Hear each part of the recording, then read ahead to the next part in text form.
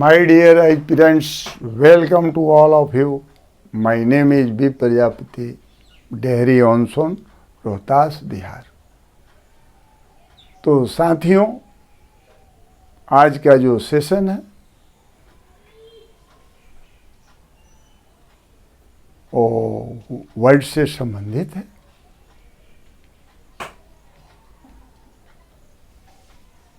जिसका महत्व केवल अंग्रेजी भाषा में ही नहीं बल्कि अन्य भाषाओं में भी है।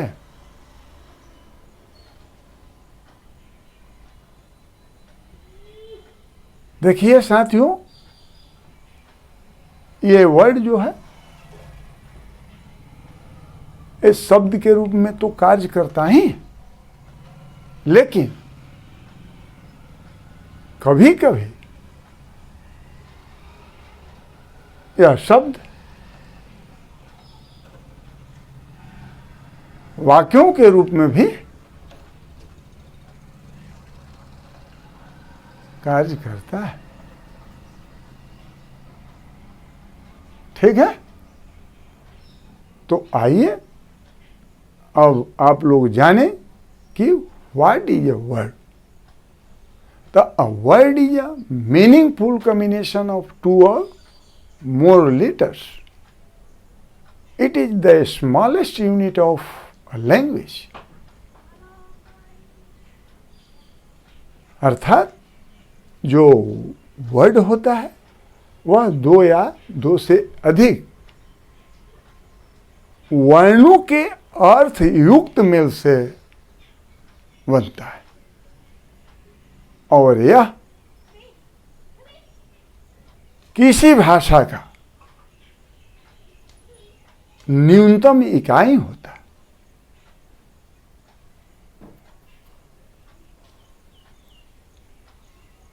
ठीक है, तो आगे चलिए। अब मैं आप लोगों के सामने एक उदाहरण पेश कर रहा हूं जिसके माध्यम से आप लोगों को और क्लैरिफिकेशन मिलेगा कि मीनिंगफुल क्या होता है और मीनिंगलेस क्या होता है, क्या अंतर है दोनों में इस वर्ड के लिए। तो देखिए, हमने यहां एक वर्ड BOY यानी बाय, बाय मीन्स लड़का, लिया है। तो यह क्या है? It is a meaningful combination of letters BOY। ठीक है, जैसा कि सभी लोग जानते हैं, और इसकी चर्चा इंग्लिश डिक्शनरी में भी की गई है कि बाय मीन्स लड़का होता है।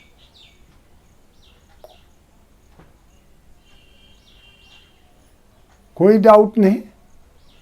चलिए अब देखिए, इन्हीं तीनों वर्णों को यानी 3 लेटर BOY को आगे चलकर हमने OBY के रूप में लिख दिया। तो इनका जो कॉम्बिनेशन बना वो क्या हुआ? शब्द नहीं बन पाया, वंचित रह गया। परिभाषा जो है वंचित कर दिया शब्द बनने से। क्यों? Because it is a meaningless combination of letters OBY।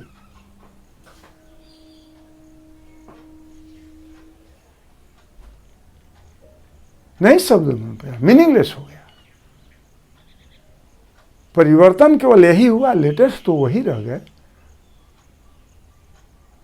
लेकिन परिवर्तन हुआ, केवल क्रम बदल दिया गया।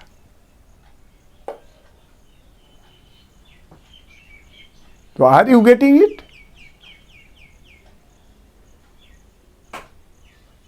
Thank you very much.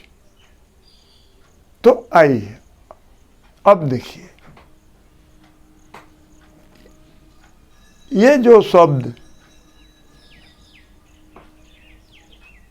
है या प्लूरल नंबर में वर्ड्स कहिए, हैं, वे सभी जो अंग्रेजी भाषा में वाक्य के रूप में कार्य करते हैं या उपयोग में लाए जाते हैं, वे क्या होते हैं? वे पार्ट्स ऑफ स्पीच के अंतर्गत आते हैं। वे सभी पार्ट्स ऑफ स्पीच के कंटेंट्स होते हैं, चाहे वो नाउन हो,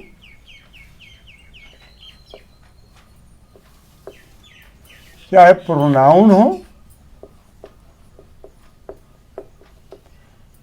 या एडजेक्टिव हो,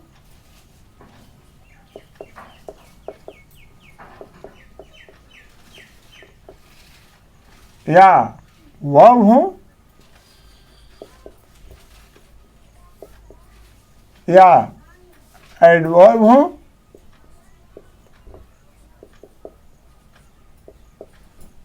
या प्रीपोजिशन हो,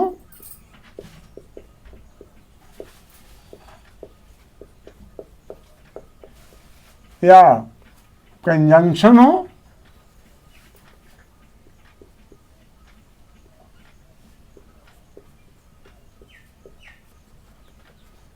या इंटरजेक्शन हो।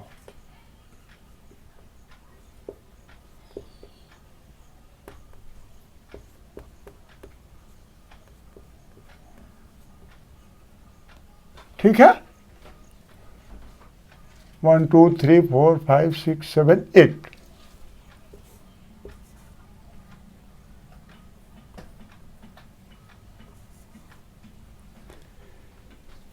ये 8 कंटेंट्स हैं पार्ट्स ऑफ स्पीच के। तो आप लोगों के मन में कुछ संदेह अवश्य उत्पन्न हुआ होगा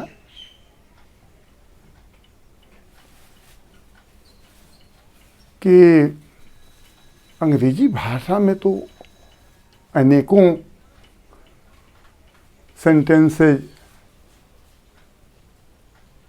बनते हैं या हैं, तो क्या उनके अंदर जितने भी वर्ड्स उपयोग में लाए गए हैं या लाए जाते हैं, वे सभी वास्तव में पार्ट्स ऑफ स्पीच के कंटेंट्स होते हैं? हाँ, होते हैं। देखिए, जिनकी पुष्टि मैं इन 4 सेंटेंसेस द्वारा करने जा रहा हूं। तो आइए, क्या है पहला सेंटेंस? Ram is good. इसका कंपोजिशन क्या है? राम क्या है? देखिए, राम नाउन हुआ, इज वर्ब, गुड एडजेक्टिव। चलिए आगे, Mohan noun, is verb, article जो कि डिटर्मिनर्स के अंतर्गत आता है, और यह एडजेक्टिव का पार्ट होता है। तो एडजेक्टिव ही से कर सकते हैं। चलिए आगे, गुड एडजेक्टिव बाय नाउन। आगे बढ़ते हैं। Sita noun, is verb, article, very adverb, beautiful adjective, girl noun, आगे बढ़ते हैं। ना Raju noun, reads verb, article, book noun. तो ये जितने ये कंटेंट्स हैं इन चारों वाक्यों का, अब इनका मिलान हम पार्ट्स ऑफ स्पीच के कंटेंट से करने जा रहे हैं कि वास्तव में ये सभी इसके अंतर्गत आते हैं या नहीं, यानी जो मैंने कहा वह सत्य है या गलत। तो आइए पुष्टि करें। तो देखिए साथियों, यहाँ क्या है? फर्स्ट सेंटेंस में नाउन, वर्ब देखिए वर्ब, एडजेक्टिव देखिए एडजेक्टिव। चलिए अब आगे बढ़ते हैं। पुनः देखिए noun noun, verb verb, article यानी adjective adjective, adjective adjective, noun noun. आगे बढ़ते हैं। Noun noun, verb verb, article adjective यानी एडजेक्टिव, एडवर्ब एडवर्ब, एडजेक्टिव देखिए एडजेक्टिव, नाउन नाउन। चलिए अब लास्ट देखिए noun noun, verb verb, article यानी एडजेक्टिव एडजेक्टिव, नाउन नाउन। यानी ये जितने भी ये कंटेंट्स हैं ये चारों वाक्यों का, वे सभी इसमें शामिल हैं। अब आप लोगों को कोई संदेह नहीं रहा होगा कि एक्चुअली जितने भी वर्ड्स किसी सेंटेंस में या सेंटेंसेज में शामिल होते हैं या शामिल हैं, वे सभी एक यानी पार्ट्स ऑफ स्पीच के अंतर्गत ही आते हैं, बाहर नहीं है। ठीक है, तो अब आगे बढ़ते हैं। जैसा मैंने पूर्व में चर्चा किया है फिलहाल कि जो वर्ड्स होते हैं वे सेंटेंस के रूप में भी कभी कभी काम करते हैं। तो देखिए हमने बोल दिया गो, बोल दिया कम, बोल दिया रीड, तो ये वर्ड्स क्या किए?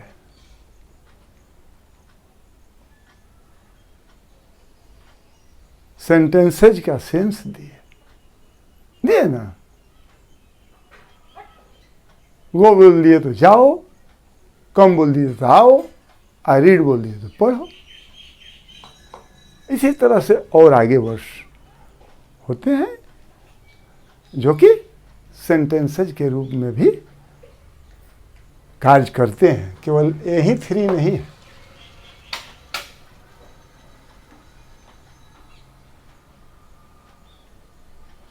तो अब तो मेरे समझ से आप लोगों के अंदर किसी तरह का कन्फ्यूजन वर्ड से संबंधित जितनी भी जानकारियां हमने भी दिया है नहीं रह गया होगा। तो अंत में आप लोगों को जैसा कि मैंने पूर्व में कहा था कि जो अल्फ़ाबेट के 2 लेटर्स होते हैं वे वर्णों के रूप में कार्य करते हुए आगे चलकर शब्दों के रूप में भी कार्य करते हैं। ये अपवाद स्वरूप है। तो देखिए वो कौन कौन लेटर्स हैं। वो है ए। ये माने क्या होता है? एक, या कोई भी होता है। जैसा हम वाक्य में इसका सेंस वाक्य के मुताबिक ही अपना सेंस रखते हैं। आई माने मैं। ये 2 जो लेटर्स हैं ये यहाँ शब्द हैं और शब्दों के रूप में काम कर रहे हैं, क्योंकि ये दोनों मीनिंगफुल हैं। सिंगल वर्ड रहने से नहीं होता। ये अपवाद स्वरूप हैं, लेकिन इनका क्या है?